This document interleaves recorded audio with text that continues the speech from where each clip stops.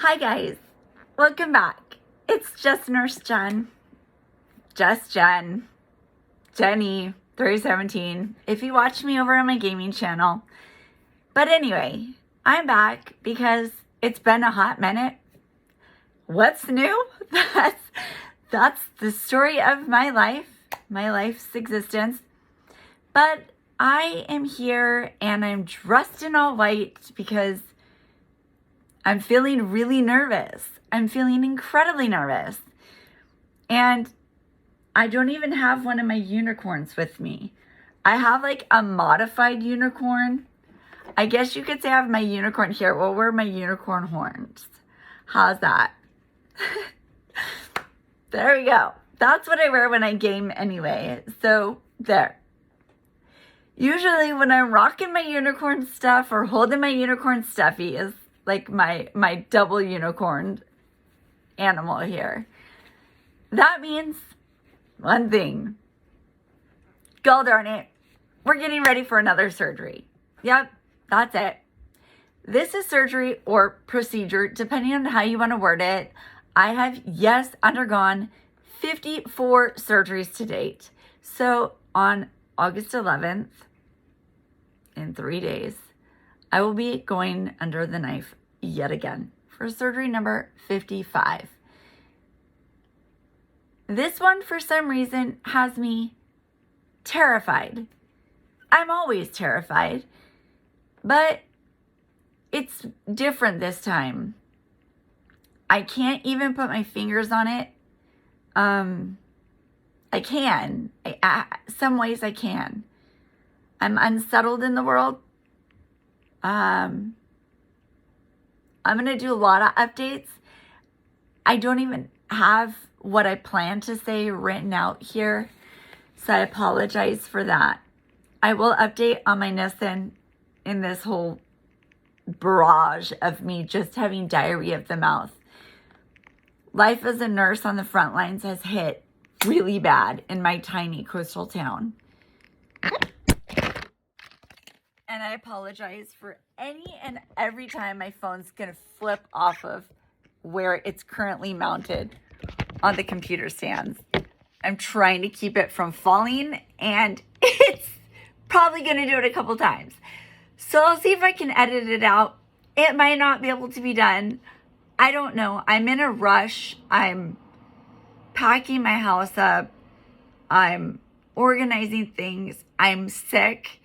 I recently had to go to the ER because I have reactive airway condition. I have been exposed to patients that we have not been able to ship out in a timely manner, unfortunately. We have not had patients in negative pressure isolation rooms because we didn't have them in the ER. And patients that are COVID positive cannot be sent out fast enough. And I have a feeling, yep, my phone's going to fall off of its little sticker stand. And I don't really want to hold the phone this whole time, but I might have to. So we'll just do it this way. COVID is so bad right now. And yeah, I am terrified of needing to risk or I'm terrified of going through all of the work that it took to get approved for this surgery for nothing. It's taken months to get it approved. And now we're at the finish line, and there's the chance that I might not get to have it. I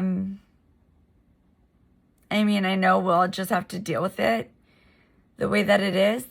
So far, the first test was negative, but I have to go again like the day before surgery, and I'll find out the morning of surgery whether or not I'm positive. If I'm COVID positive, they will not do this surgery, and this is spinal surgery. So I need this surgery in order to get MRIs for my head and my joints. We need to see what's going on to the full magnitude of my joints conditions, and also to see what's going on with my severe headaches. I'm having ringing in my ears. that is something that needs to happen. Apologies, like I said, again, for the wobbly phone. My webcam for my gaming is mounted on the tripod right now and won't capture the right image with the phone angle that I'm trying to get with the background. So apologies for that. I'm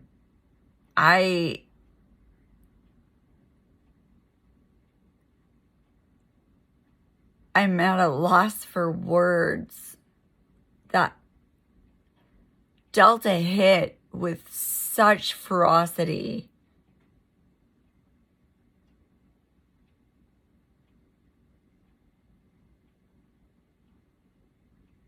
I love what I do as a nurse. I would not trade it for the world.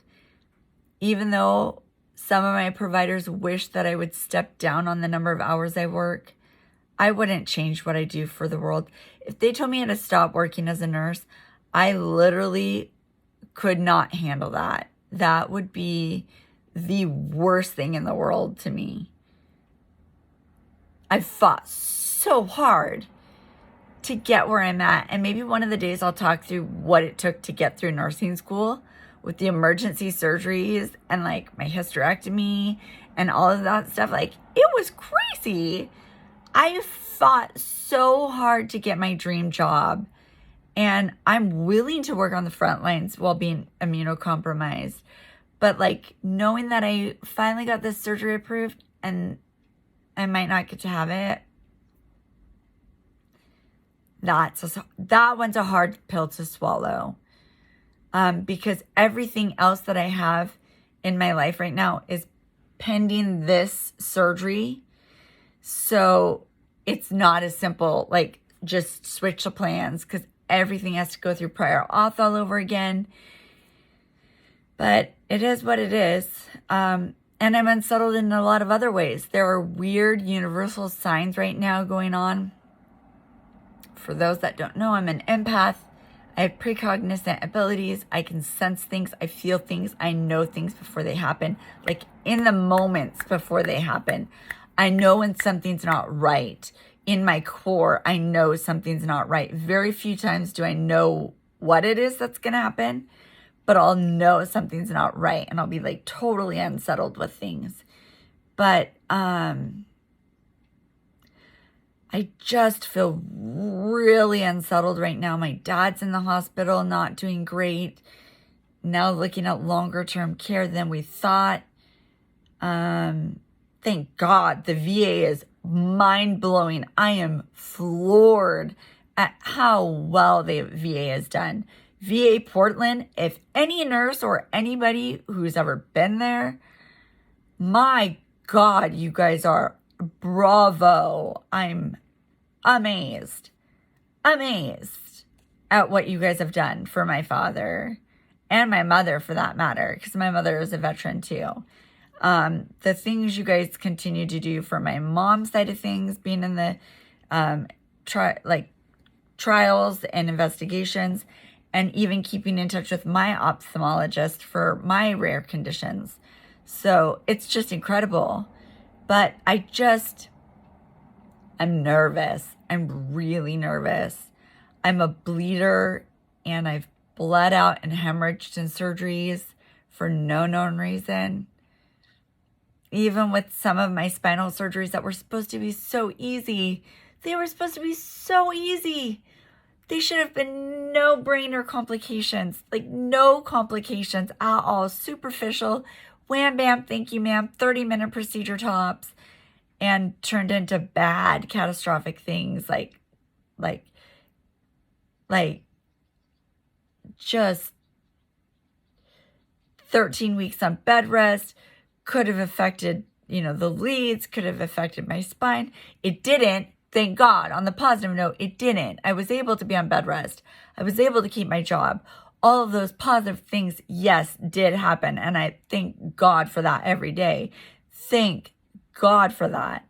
And I have God on my side for this surgery. But it's just that uncertainty and that unsettled feeling that I have right now, I'm not liking. Going into this surgery feeling sick, not liking it. I still am supposed to work one more day of work. and I've had a cough the last 2 nights that it was supposed to work. I'm not sure if I'm going to make it. I know I need all the rest that I can get. I feel bad we don't have a resource pool here. I got dolled up for the video because I really wanted to, like, not to be morbid, but that just in case situation, because you never know when your last day on earth is going to be. But, yeah, you know, I wanted to put my best look out there, if you will, trying to be silly funny. And I know it's not funny. I know somebody's probably going to see this and not think this is hilarious at all. Toots, I know it's not funny. But all kidding aside, I'm nervous. I'm scared. I know it's going to be fine. I know I'm in great hands. I know the place that I'm going, it used to be the hospital I worked at. I trust the people there. I trust the surgical team there. I'm in God's house. I'm in his hands. My Nissen update, things are going great. The medication that they started me on to help me with eating, unfortunately, I've kind of digressed and gone backwards with the eating side of things, but I'm still tolerating things really well. Unfortunately, medically, we're trying to figure out, like, I'm having some other medical issues going on, so I need to get an echocardiogram. I have to do a Holter monitor. We're going to try and do Botox injections to help with my migraines to see if that might help with some of the things, which will be great because then it'll get rid of some of the other medications that I'm really hoping to get off of. So that's really great. There's some other aspects of my life that I'm just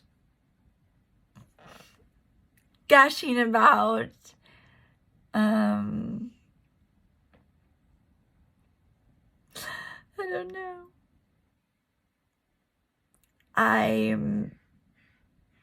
I'm in this, like, phase of my life that I never would have thought I could have made it through. I want to say a year ago now, I never would have thought I could make it through to this side. I would say maybe a little more, like, in a couple weeks, I'll be at where I could say, looking back a year ago, I would say I would never have envisioned being where I'm at now.